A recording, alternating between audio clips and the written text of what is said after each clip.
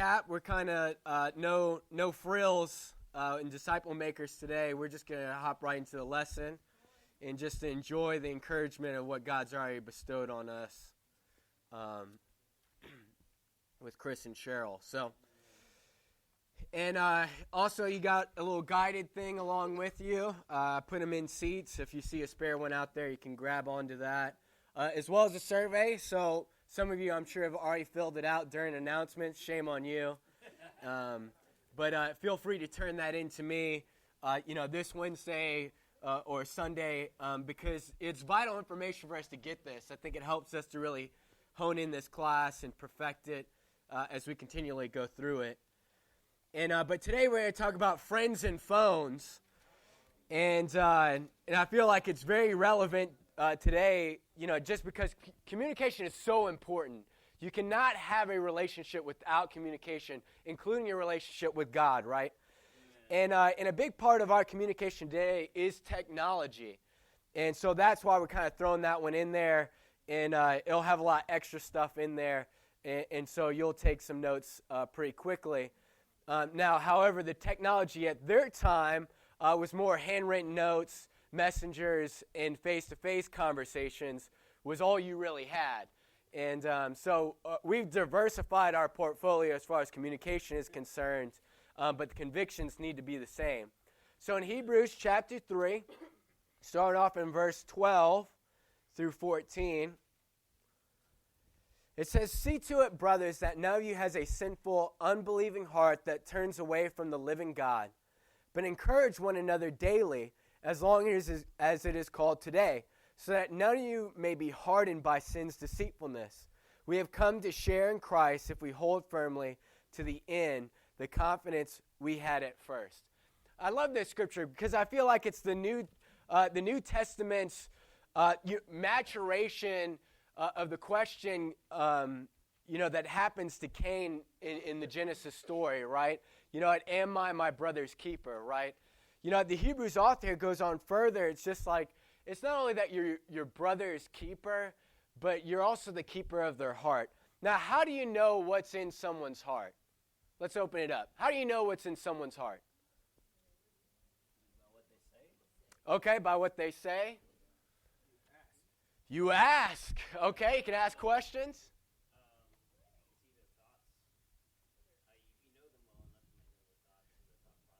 Okay, yeah, you know them well enough. I mean, you can understand their demeanor, right? Their attitude, yeah. By their actions, like what they do. Okay, yeah, their actions. So there's observation, right? Depending on how well we know them, and it's just like, by the way you're acting, something's not right, and it's got to be eternally. Like, you seem well as far as your health, but something internally is going on. The other thing is just asking, right? I think for them to really expose their heart. I like sharing Proverbs chapter 20, verse 5. It says, a man's heart are deep waters, but a man of understanding can draw them out. And I feel like a lot of times our heart is like so hard to understand by ourselves. Like, man, wow, I came off negative there. I don't feel negative. Sometimes we have that interaction. Or perhaps we feel cold, and that's not really what's going on. But sometimes having those observations helps. But he says, look, we have to make sure that none of us have a sinful, unbelieving heart that turns away from the living God. So our responsibility is not only to keep people from sin, but the battle that's inside we have to be involved in. That's the level of community. That's the level of friendship. That's the level of discipling that's necessary. And his encouragement is this: the commandment that he says on top of that is daily to do what? Encourage. Look, I think when you set your heart just out to encourage every day, you start to see results, in these internal battles. But that's what we're doing. Either we're confessing what's going on, or we're trying to observe, or we're asking questions that really bring about, this type of attitude. Turn over to Hebrews 10. I feel like these two scriptures really sandwich the one another commandments. And in Hebrews chapter 10, verse 24 and 25, says, And let us consider how we may spur one another on toward love and good deeds. Let us not give up meeting together as some are in the habit of doing, but let us encourage one another, and all the more as you see the day approaching. And I love this scripture, and I feel like the more and more I meditate on it, the more and more it penetrates into dark areas of my heart. But, hey, look, it's not just encourage one another, or just to spur one another on, but it says to consider. So even when you're not face-to-face, there's this level of considering other people. And, something that we've had to talk a lot just amongst the guys in the campus ministry is, look, if you're feeling tempted, Satan's trying to get you down so you're not checking in on other people. But if you're being tempted, how much more is everyone else, right? But this level of considering, when we're considering other people, look, my battle for honesty or for my marriage isn't just about me. Look, it's about my wife. It's about my kids. It's about setting example. It's about honoring God. There's a lot more things that are attached to it, but there's a lot more considering, instead of just that face-to-face time. So, his challenge is, look, we have to meet face-to-face, but there has to be some sort of preparation before we get together, right? And he says the purpose of us getting together, look, there's got to be this inspiration towards love and good deeds. Man, something that's just going to connect us with each other emotionally. We feel close and we're doing good things. That's what we really want to do. And we got to meet together. There's no better communication form than to be face-to-face. Even Skype can't touch it. I mean, you're like buffering all the time, right? And, it's just like, man, but the face-to-face interaction, the tones, the body language, right?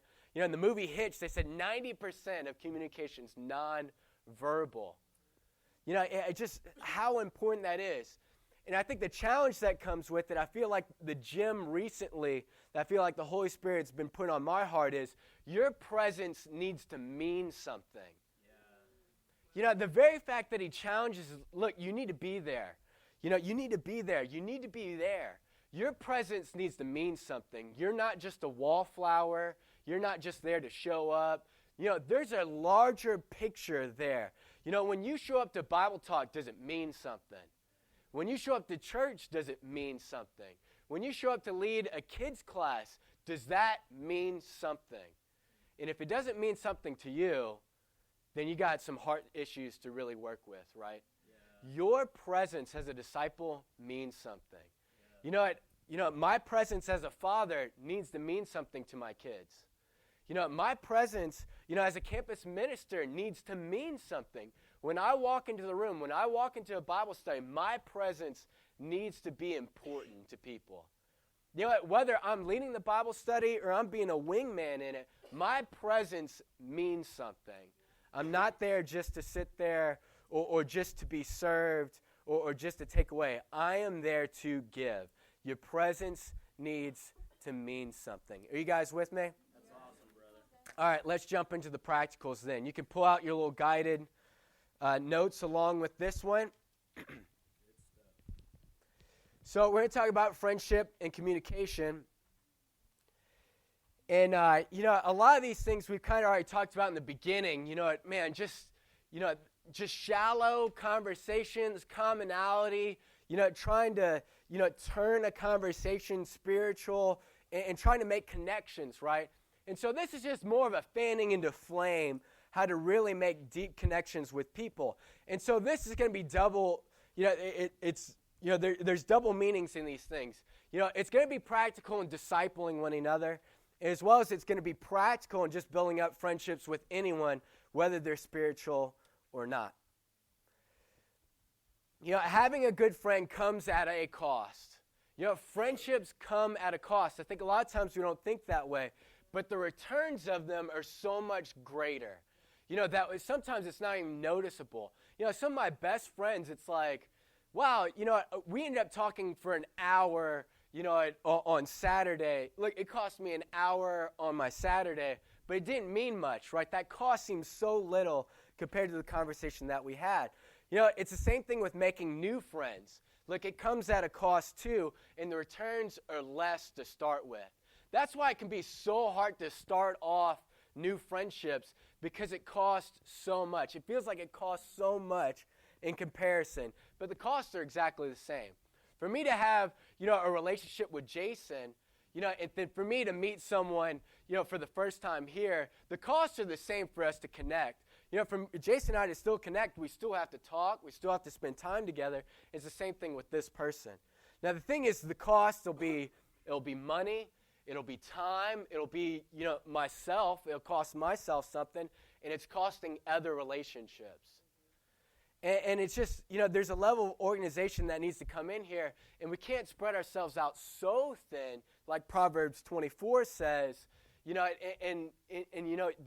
just don't have anything close to you.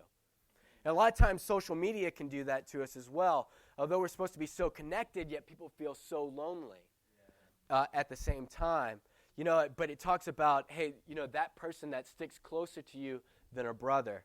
And that's what we're really going for on this one. And, so here's the thing. Trust is your biggest building block in any friendship. And to ask the question, what builds trust, right? And the more trust you have in a relationship, the more fulfilling that relationship feels. The more fulfilling your life feels. It's also, the problem with trust is, the more trust that's there, the deeper that person can hurt you too. That's why I feel like in a marriage, it's like it can be the most fulfilling relationship, but this is also, it's a double-edged sword, right? This is also the person who can hurt you the most in the world because of that level of trust. So, trust is our biggest building block, but man, it is a sharp tool that you cannot be reckless with. Here's some ways to build trust. And we've already talked about this, but common interest and commonality. That Mike Clofer and I have Louisiana roots. Yeah, it makes it easier to build a bridge of friendship because just by us being from the same state, not even from the same town or area of the state, yet we feel connected. The commonality, the common interest. Oh, you're a Broncos fan? It's just the exact, man, it's like, wow, okay, man, this friendship just feels a little bit easier, right? Trust can be built up in commonality, and you fan in your flame by celebrating those things.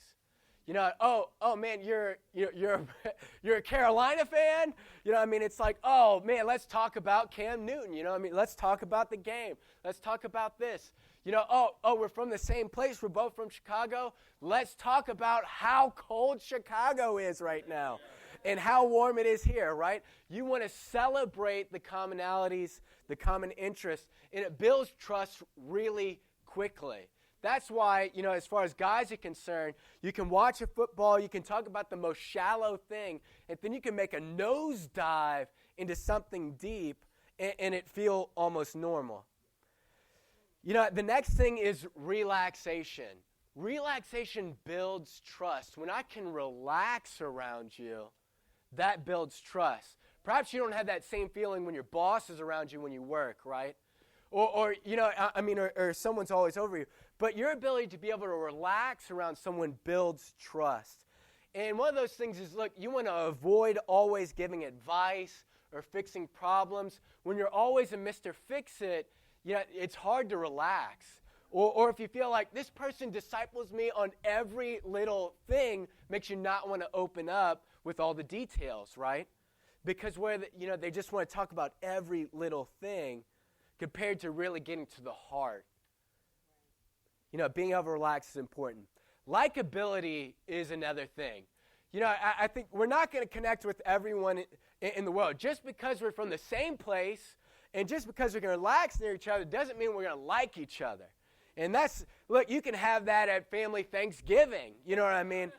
But there's a level of likability. And likability comes when you express gratitude. In all of its multitude and its different facets. And you don't always want to be a one-trick pony when it comes to things like gratitude. It's just like, well, they always thank me through a text, in this situation or that situation. Use your vocabulary in some level, of showing gratitude, handwritten notes, Whatever the case is, but expressing gratitude increases likability, as well as just making time and compliments with people. The Essential 8, the Lang's book, we jokingly, in our marriage, we talk about copious compliments, is the word that they use. Look, you should have so many compliments in your relationship with your spouse, right? Not so much with friendships, otherwise it gets weird, right? I wouldn't say copious compliments, but compliments need to be peppered in there every now and then. All right, the other thing is joint experiences. Man, when you go through something together, we were on the same soccer team together. We worked together. We went to the same school. We went through this situation, that situation. Joint experiences build trust. And that's why it can be so important to try new things with people. That's why a marriage can feel stale, right? Although you've been through so many joint experiences, you need new ones. You constantly need to make new experiences as you go along. Here we go, intimacy. Intimate sharing of dreams, of goals, along with personal secrets and confidentiality. There's a level of intimacy that there's things that you know about me that no one else really knows. That builds trust. Also building trust is when you jump into their world. Look, get to know their family, their friends. You just know their world. You know what it's like for them to go to work. Before they even have to have that conversation with you, you're like, look, I know you. I know your heart. I know this isn't you normally. You know what I mean? Like, it's a very comforting feeling to have that. But when you know people's family and their friends, that's why it's so important to have people in your home. That's why it's so important to be in their home. It's just like now you understand their world when they talk about their home or their family. You can put, more details into the painting there. The other thing is just helping each other, serving each other, and that being effective. Because what you don't want is the one who's always helping but always messing things up. And what I could probably, attach that to is like training an intern at work, right? It like doubles your workload trying to train someone, in an intern position, right? But man, when it's effective help, you help them reach a goal. You guys are trying to reach a goal together, like you're working out together, a weight goal. Perhaps it's a money goal or whatever kind of goal that they have in front of them, and for you to be a cheerleader. That level of accountability, that texting, even a competitive spirit can come into that. The last thing that I throw into detail, is just nurturing. With any plant, you're in danger of watering too much and too little. Too little water affects the plant. Too much water also affects the plant. There's a nice zone you need to go for. And it's the same thing with friendships. I think there's a level of boundaries where nurturing is healthy. It's like otherwise you come out overbearing, or you're just like under the radar. And this is like weird. Why are you asking me about my marriage? You know what I mean? And it's just that level of watering and nurturing the relationship and finding that sweet spot. Now, the fact is, everyone wants to be liked. I mean, that's the truth of what really goes on. Although some might just be hard to get along with, along the way. But I think most of the time it's because we're compensating for trust issues when it comes to those things. But everybody wants to be liked. So it's worth that battle to go into that. Here we go. Let's put some more teeth on it. This is how you do it. Look, develop a genuine interest in the person or persons. Look, you can make more friends faster by being interested in them than trying to get people interested in you. It's the asking the questions. Let me hear more about that. Instead of, okay, your turn's over, now it's my turn. It's just, but this level of interest. Well, that's interesting. I've never heard that before. Why is it your life goal to run your own business? I've never felt that before. Why do you want to do that? All those types of things, to be interested in their success, in their goals, whether they're small or large. Whether it's like they want to change the way their landscaping looks, to the point of, what their retirement looks like, right? To interested in what their marriage looks like, their family, their business life, finances, hobbies, travel, and then for you to be able to assist in those things. Hey, you talked about you wanted to plan, a trip to Europe with your wife. How's that going? Oh, you haven't thought about it at all? Man, I ran across this website. I sent you a link. You know what I mean? It's just like, oh, that's pretty cool. And but it's that level of, man, we want to dive into their interest and, where it's just genuine. We want to have a mindset where it's like, how can I help versus what's in it for me?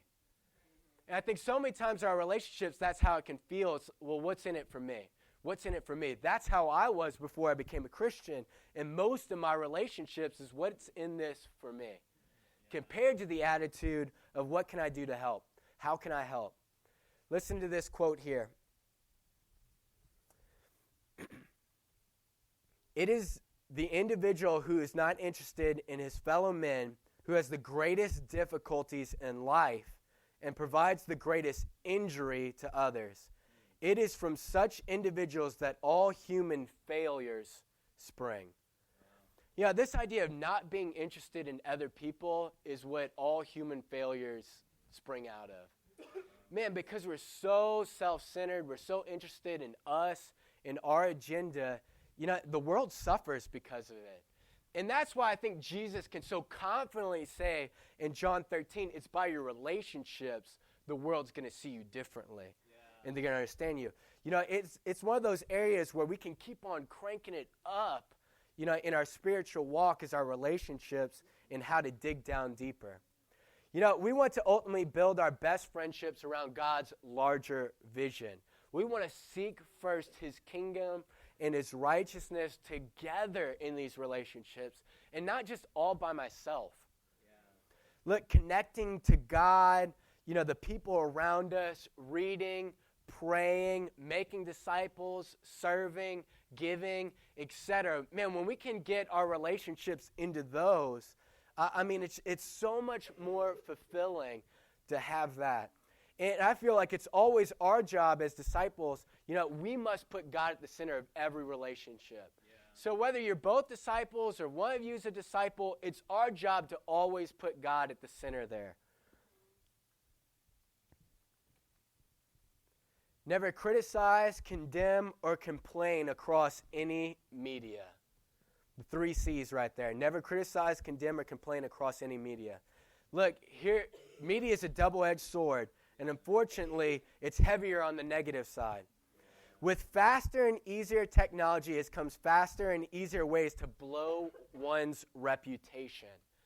So it's just like, although communication's faster and faster and broader, man, when you say something dumb, it explodes.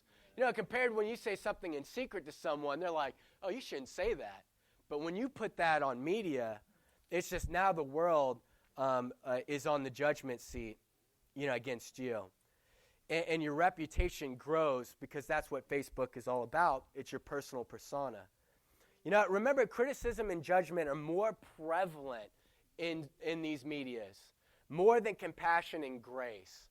And now, the thing is, they might not be more prevalent in a face-to-face interaction, those interpersonal relationships, but, I think it's just one of those things where you see people trying to put more positive stuff, whatever form, through Facebook or Twitter, but there's a lot less compassion and grace, so keep that in mind and use that in favor. Now, I don't believe you'll ever stand out in social media because of these things, but I think it's important for it to be there. And I think we want to think relationally more than who's right and wrong. With social media or whatever the case is. Even Paul, scorns the Corinthian church because, they're taking each other to court and it's a matter of who's right and wrong. He says, by you being in that position, you've already lost. You've already been defeated. Look, it's not about right and wrong. It's relationally connecting with people. It's more about forgiveness. It's more about love than it is about who's right. And but that's not the world that we live in. We want to make it right and wrong with things, or opinionated. Affirmation over flattery. We can't operate on autopilot in our interactions, and I think that's what the Hebrew author is getting after. Look, you have to consider one another. It's a level of affirmation. It's not just flattery. It's like, oh, wow, those are nice shoes. You know what I mean? There's affirmation. I mean, the more you know someone, the more encouraging the words that should come off your lips, right? And it's not we're just looking to flatter, just flattery with people. We don't want to just multiply kisses, but man, just the reality. And we're not going to act and react like the rest of the world. Look, we're going to be alert, we're going to be self-controlled, and we're going to speak from a loving heart. A loving heart that desires to inspire. We want to leave people a little bit better than we left them, type of thing. This is not a beauty contest. I think a lot of times our world feels that way. Yeah. You have to put your best foot forward, everything. This world feels like a beauty contest. And not necessarily on the outside, but you could throw it into your academics, you could throw it into your style, you could throw it into work, you could throw it into a car. We try and make it out to be a beauty contest. And what we want is our compliments, our affirmations to go past that stuff, to go past the superficial stuff. And embrace a real holiness. Man, compliments that are set apart from people who really know you. From our, it's just from a place of, our security in God, we can say these things. We desire to consider, the dialogues over any monologues, or, we want to convey an authenticity with these things, a transparent interest in them. That's what we want. We don't want to feel like we're holding any cards back or anything like that. Look, the other thing is that all core, we want to talk about connecting to people's core desires. And this might be a new concept to you, but I've been hearing this for the last 15 years from advertising's education to me. Our goals are connection. Look, we want to connect with people. That's what brands want. They want to connect with you to get your money. They want to find common ground and agreement. We both find that's funny, Doritos, you know what I mean? And, we want connection, we want agreement, we want influence, and we want collaboration. Man, when you can interact with my brand, right? It's the same thing of what Jesus wants with his disciples. It's the same thing we want with each other. Look, we want to feel connected with each other. We want to have common ground, that agreement. We want to have influence in each other's lives, and we want to work together, right? Here you go. Access leads to connection. You have to be available. You have to be available. Access leads to connection. Connection leads to relationship. Relationship leads to affinity. Affinity leads to influence. And influence leads to conversion. That's the way it flows. That's the direction it flows, from access, to the relationship, to the affinity, to the influence, to the conversion, because you're not going to make an impact on anybody's life until you built it up that way. To feel like I'm just to come in and drop a Solomon Wise bomb on somebody probably is not going to happen, especially when they're like, who are you? But man, when we're building up that mountainside, and all core desires boil down to an experience. A strong emotion of the heart. Look, I might blow some of your minds with this, maybe not some of you. But, the greatest goals you have in life, the achievements, the highest art that where you think you are, it's not goals you're chasing. It's not those achievements. What you're honestly chasing is the feeling. What that feels like. When I own my own business, or if I sell a business for $10 million, it's not about the $10 million. It's not about being in that position. It's because that makes you feel strong. That makes you feel confident. So any goal you ever set in life, you are honestly chasing a feeling. That's why the Bible in Proverbs 4:23 can say, the heart is the wellspring of life. Look, me being a father, me being a husband, I'm chasing a feeling.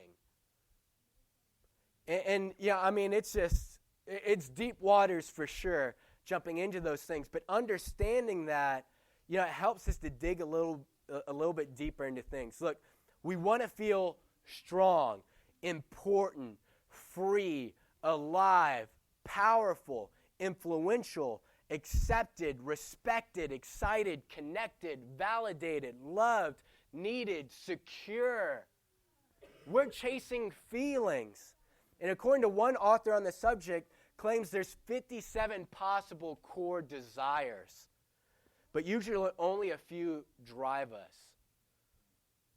Usually the more effort it takes to achieve a goal, that means, to meet that core desire, the longer the feeling will last. And that's what Lexus wants. It's not about, the car, the details, how fast it is. And because when you look at the comparisons, it's like a hodgepodge. But it's like, me owning that specific car is a feeling. We're chasing a feeling. Does that make sense? Did I help translate it there? We're chasing a feeling. And then it's just, but it's how those things make us feel. And that's what we want to go after. Oh, well, that's interesting. You want to have 4 kids. Why do you want to have 4 kids? It's just like, well, what do you think it'll feel like when you have that 4th kid? Oh, it'll feel good. That's the guy answer, probably. Oh, well, why would that feel good? Why would that feel good, right? Now we're thinking, it's like, I don't know. I've never thought more. I just always thought that would be good, right? But I don't feel that way. I'm just trying to understand, right? Core desires, going into those things. Look, we need to discuss what matters to them. We want this relationship to be built off trust, so our goal of all interactions should be to convey value as soon and as often as possible. And that doesn't mean like every second, every minute. Let me talk about how valuable this relationship is. But it is on a level of always conveying it. Todd used to say this to me. It's like, you never really know how people feel until you leave a situation. And then everyone's sharing about you. And you're like, wow, I didn't realize that's how you felt about me. Or that was like my redeeming quality. It's just like one of those things of, this is why you're valuable. This is why you're valuable. And the same thing when we're in a work experience, when they're talking about how valuable you are, you feel great. You're in the loop compared to perhaps chasing an invisible carrot. Well, how do I feel? I don't know about my work, I don't know my position, but, we want to convey it as soon as possible and as often as possible in the interactions that we have. And to make that a goal, every time I'm going to interact with you, I'm going to make sure that you understand that I think this is valuable, that I think you are valuable, and not just to me. Look, we must listen a little longer. You got to listen a little longer. Ask more questions. When something of importance or desire comes up, you got to ask more questions. Wow, I haven't seen you that passionate yet. That's interesting when something passionate shows up. It's the same thing even through media. Ask more questions. Someone sends you a text, it's like, ask them, a question in that, or an email, or they make a post, or whatever, or it might sound vague or whatever. But the idea of just asking more questions, build up this habit. It'll be the best thing for you to just ask more questions. Look, we want to leave others a little better than when we met them. And this doesn't mean a life-altering, experience every time you get together. That's not realistic. But every interaction to, inspiring, towards their core desires, in a godly way. It's just like, I want them to walk away inspired. And we just want a little bit more, just a little bit more, just a little bit more. And sometimes you'll have those groundbreaking moments. But it's not going to be every time.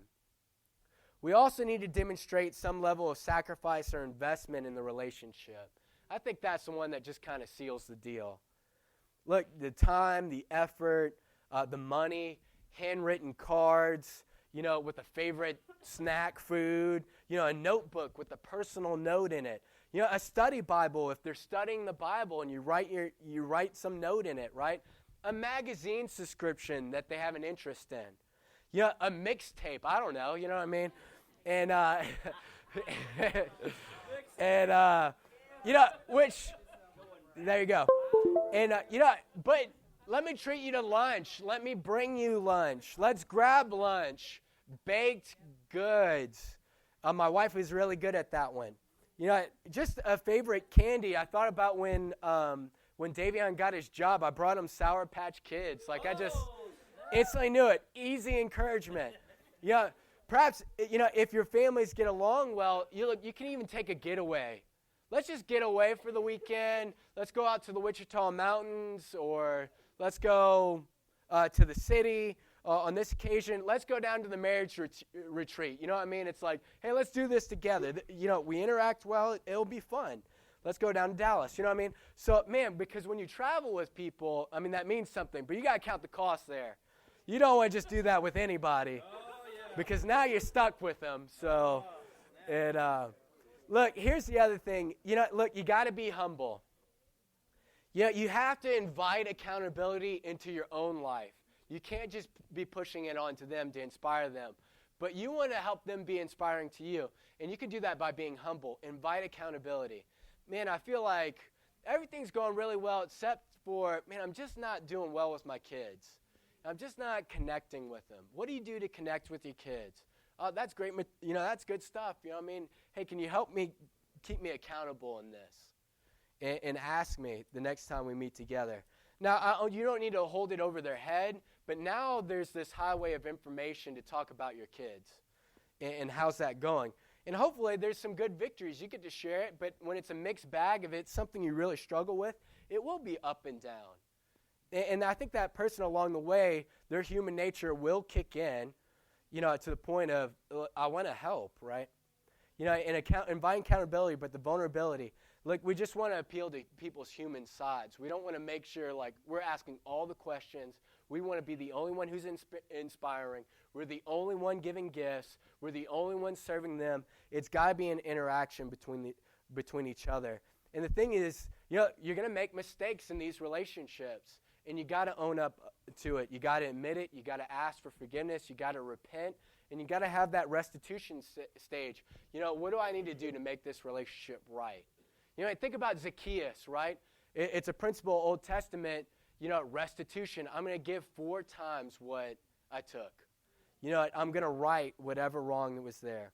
Look, and the thing is that you can't, you just can't connect with everyone. And so you got to make friends in friendships. You can't connect with everyone. You won't connect with everyone. When Jesus says, look, you gotta love people like I love you, that doesn't mean you have to have the best relationships with 8 billion people on the planet, right? It's just in that circle.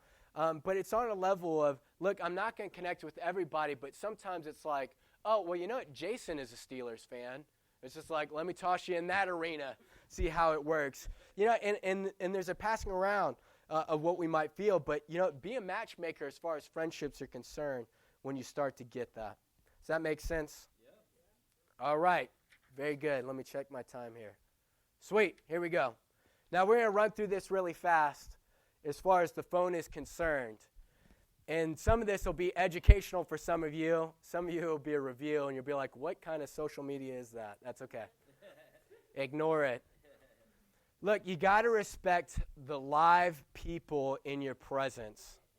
In a meeting or one-on-one, excuse yourself if you're expecting a call or text or whatever, and let people know ahead of time. Look, you don't need to be flawless in this, but when a little respect comes in there, it's just awesome to have that. And then it's just like, otherwise, look, turn your phone off or put it on silent, and know that vibrate only works when it's in your pocket, you know what I mean? Otherwise, it'll be just as annoying, right? And, but then even the sound effects on your phone or flashing or whatever, think about those things with other people. Look, be sure to completely unplug from your phone, your tablet, computer, even the TV. At times in the day, I'm talking about daily unplug, and throughout the week. And be sure not to over-entertain yourself with phones or other devices. Look, show some self-control. I mean, I've had the moments where I have my phone, I have a laptop, and the TV's on. You know what I mean? And it's just, we are just saturated with entertainment. A lot of times we're bouncing from one entertainment to the next entertainment. I see it all the time on campus. They're going from playing video games in their dorm to listening to music, going to class, and then just being on Facebook. You know what I mean? So it's like, compared to what they should be doing, they're just jumping from one entertainment to the next entertainment to the next. And the thing is that it doesn't take a lot of entertainment to relax, but we're in this mindset where we're just like fast forward and we're saturated with entertainment. Have some self-control. Limit the games, the music, and the social media on your phone and these devices as well.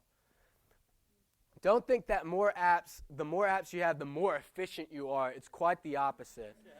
Don't sleep with your phone near you. And don't have them at the dinner table unless under only a few circumstances would I say that. And this was advice from Derek and Leanne Vent before Susan and I got married. They're like, hey, just put the cell phones in the other room. Now, if you have kids that are older and they're out, like that might be one thing. Or like when I travel, Susan has her phone by you. But there's only a few exceptions, you know what I mean? Otherwise, it's like something will pop into your mind, or you're this, or you can't sleep, and then you hop on this, or whatever the case is. And just sleep. Just sleep at night. And because, look, man did it for every generation before us, and, we can just get a good night's sleep, and if it is a real emergency, you'll be glad you slept that night. Yeah, you got to limit your amount of social media. Limit how many outlets you use. Limit how many posts you make in a day. Don't be the paparazzi either. Limit how many photos you do. Snapchat, Instagram, on Facebook. Limit, the tag. Don't tag all of your friends in a post. You know what I mean? Limit it. Limit these things. And especially with other people's children, be careful with those photos. Because it's just, I feel like it's a level of disrespect when you're like, you're babysitting my kid and then you're posting pictures of them. And it's like, I don't really know you that well, where I feel comfortable with that. Or a level if I don't trust you, like I do know you, and I don't want you posting things, with my kids in there. You always want to ask. Yeah. And the other thing is, look, you got to respond. Man, there's nothing more nerve-wracking with you're having to follow up with multiple media in order to get in touch with someone. Be sure to reply as soon as you can to emails, which is not a very time-sensitive thing, emails are, but calls are a lot more time-sensitive. Texts are like, on crack sensitive as far as times. It's like, hey, are you okay? It's like, what? I went to the bathroom, and now it's like 5 texts. And, it's just like, it's time-sensitive, but, within 24 hours is pretty respectable. And you want to make that one last check before you go to bed, before you unplug with all that stuff, and then you can take care of it when you're ready to in the morning. And the other thing is, just like an eye for an eye, look, reply a call with a call, a text with a text, email with an email, unless better communication is needed. If that makes sense. Look, you just want to do that because you don't want to be like you're calling someone, they're texting you, or whatever. It's just like there's a respect that comes with the communication. Look, but don't be overbearing. Limit your text to people, how many calls you make, emails, to the same person. You don't want to be overbearing with that stuff, unless you're close like that. Like that's normal, okay? And what goes into that. But the thing is, the more you know someone, the more relaxed the communication can be. The thing is, the less you know someone, the more formal and considerate you need to be. Hopefully that's some good boundaries for you. Look, I've known this person for a long time, so communication barriers can be a little more lax. I don't really know this person that well, and so I need to be a lot more formal with these types of things. Look, avoid using confusing, abbreviated text language or emojis if you think the recipient won't understand them. And know that all caps means you're shouting. So look through your messages before you send them. Typos, grammar, sending to the right person. We've all been a part of that. In fact, I had one today where that happened. So, use as much conventional grammar, spelling, and punctuation as possible to make sure you're clearly understood. Because it's terrible when you just You just send it off, and in your mind, you clearly communicated. And this person's like, what about a car wash? You know what I mean? And it's just like, and so anyway, so, you want to read that text, do yourself a favor, go through it every time before you do that. Look, only use reply all in an email or a group messaging, through text or Facebook or whatever when the whole group needs to know. Otherwise, reply only to those who need to know. And because I've been on one where someone sent it out to like 30 people that someone just had a baby. Of course, everyone's going to say congratulations on the group text. And so what happens is you get 90 text messages, in that hour. And yeah. But, it's just be cautious with those things. And there's specific apps to avoid those things like GroupMe or Band and so on and so forth. Look, don't send messages under these circumstances. If your message is long, text message, if your message is long and or complicated or requires additional discussion that would be best accomplished face-to-face or on the phone, don't send it. If the information is highly confidential, don't send it. Digital messages are never private. Keep in mind that your message could be forwarded onto other people without your knowledge. If your message is emotionally charged, or the tone of the message could be easily misconstrued, don't send. If you would hesitate to say something to someone's face, don't write it in an email or text. If you are messaging condolences, don't send.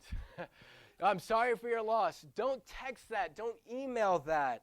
Look, that needs a personal touch on it with it. And the last thing someone wants to go through if they're mourning or whatever's going on is, like, now they're going through all these messages, so on and so forth. So, and, text messages are ideal for conveying a short, instant message quickly.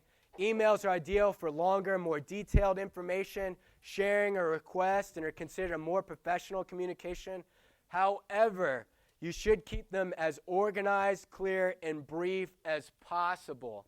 Not more than a screen length. And you need to have a signature on it. GroupMe and Band users, it's a group messaging apps. Don't clutter these things.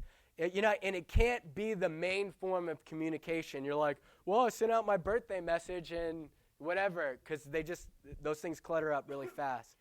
Facebook is a platform to socially interact and connect. It's about your public persona.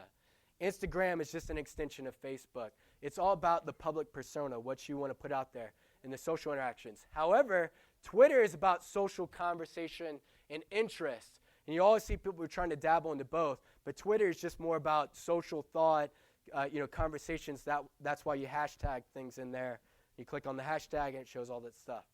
Pinterest is for sharing ideas, desires, dreams, inspiration, so on and so forth, to a greater organic community, your pin boards, all that other kind of stuff. LinkedIn is your professional networking and story. You want to keep that one separated. Then at the bottom, I always had before you post things on Facebook, you can go through that on your own time.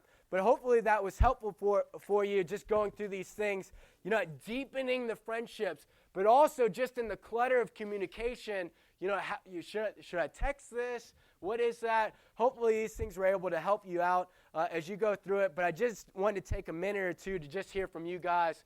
What are you thinking and what are you feeling?